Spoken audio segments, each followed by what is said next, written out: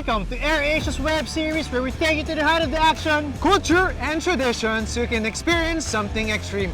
My name is Captain Geronimo, and I am First Officer Rod de Lara, and this is AirAsia Thrills!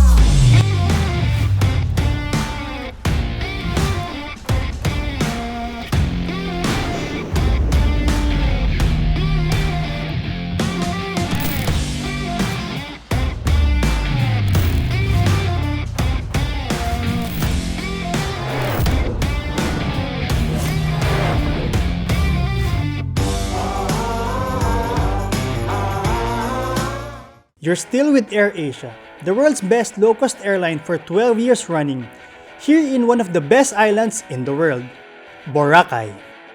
Last week, we went on a cycling adventure around the island of Boracay in search for hidden gems. This time, we're going to try a new type of thrilling water sports here in Boracay, wing foiling and kite surfing. Pero before we jump straight into the water, let's go talk to some experts first. Guys, papunta kami ngayon dito sa Isla Kitesurfing School.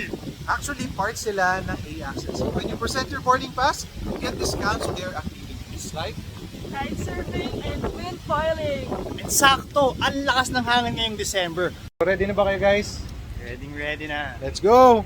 Good afternoon, I am Jeneline Romulo, the manager of the Isla Kite School. If you are a complete beginner, we can offer you either introductory course or what we also call the discovery course. We also have the one-day course and the full beginner course. So sa lahat ng yon, you will learn the basics of flying the kite, the safety features like body dragging, self-rescue, and then the quick release, and you will also be able to learn the essentials of the wind theory. And yung discovery course namin will go for about 2 hours. Yung full beginner course naman will stretch up to 3 to 4 days. We also have advanced course that is for the people na who know how to ride. If you want to step up your skills with advice from our certified instructors, you can ask them. Open siya for everyone eh. We don't even have the age limit.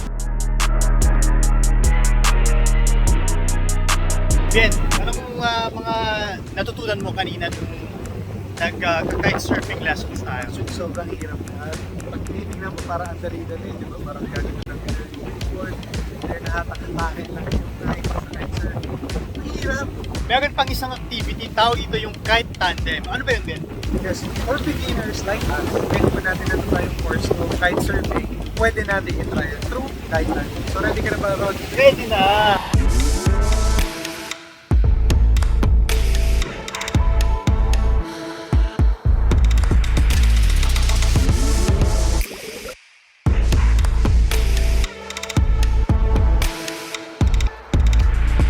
Ako nga po pala si Gordon.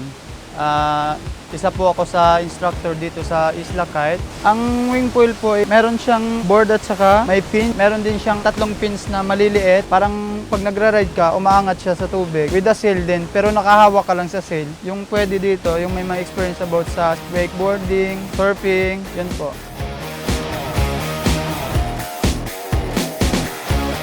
Ben, kamusta? Kamusta yung wing foil? Nakailang laglag ka?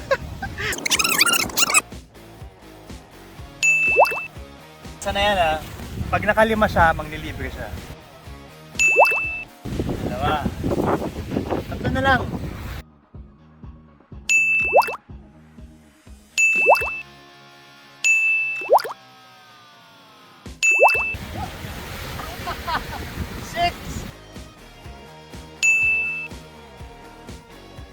Ang hirap! Wala siyang madali pag tinitingnan mo pero sobrang hirap niya. Yeah, ang gandang experience na dahil pareho kami ni Bien, first time namin First i-try time. yun.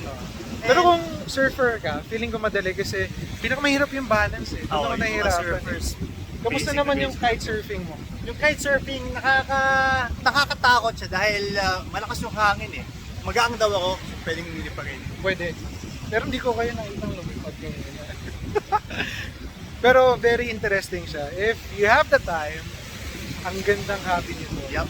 Sobra. And there are so many things that you can try here in Boracay, no? Kung bibigyan ka ng chance ulit, ulitin mo ba? Oo naman, ulitin. Grabe, no? Pero nagugutom na ako, bro. Halika na, tara Kain na. tayo? Yes.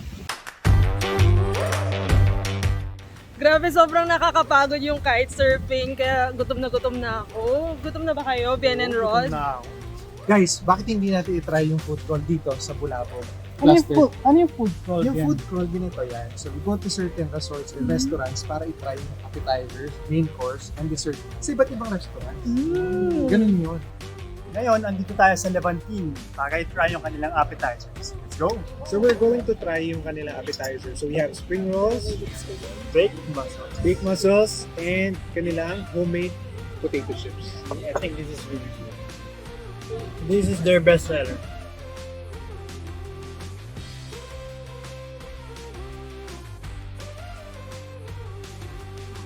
Alam niyo ba, itong spring rolls nila, yung sauce, sweet and chili, gawa ito in-house.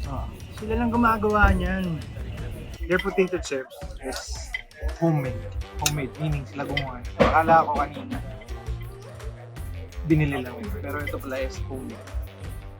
Wala pang salt, pero masarap niya. Next stop, main course. Rod, parang nag-take ako na to. Wait, alam mo kung ano serve ng Vietnamese coffee dito? Alam ko na yan, nandun din tayo mag-main course. Wow, let's go!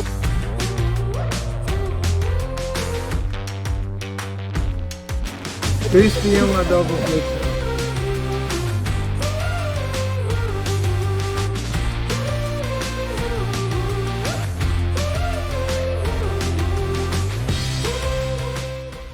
And for our final stop, we'll go to a place that you wouldn't expect. At doon tayo magde-dessert. Sobrang relaxing dito at lalo na kapag kumakain tayo ng affogato. So ito yung pinili naming dessert because we're coffee lovers.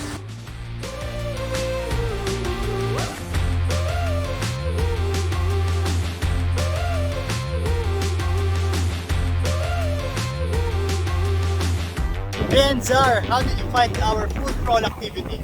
Sobrang busog ako. Grabe, napakarami pa pala dito kung pwedeng puntahan natin, explore ng mga restaurants na nakatago lang around.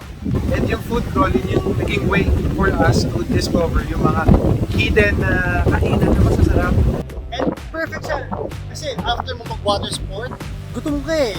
Ano pang hahanapin mo? Pagkain syempre, di ba? So you must try yung food crawl dito sa Boracay. If there's one thing AirAsia Thrills taught us is that new thrills are just waiting around the corner. You just have to keep your heads up and your eyes open. Your next big adventure may be somewhere you've never been to before, or like us here today, a familiar place that can still surprise you. So whether you're out searching for breathtaking adventures in places that can take your breath away, looking for rich new cultures to immerse yourselves in, or searching for exciting flavors to try, you can always count on us, First Officer Rod de Lara and cabin crew Geronimo, to take you on thrilling rides in search for thrilling adventures. Thank you for watching, and this has been AirAsia Thrills. This is...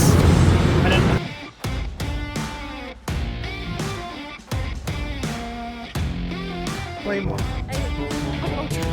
Kantahin mo ulit yung Moana. No problem.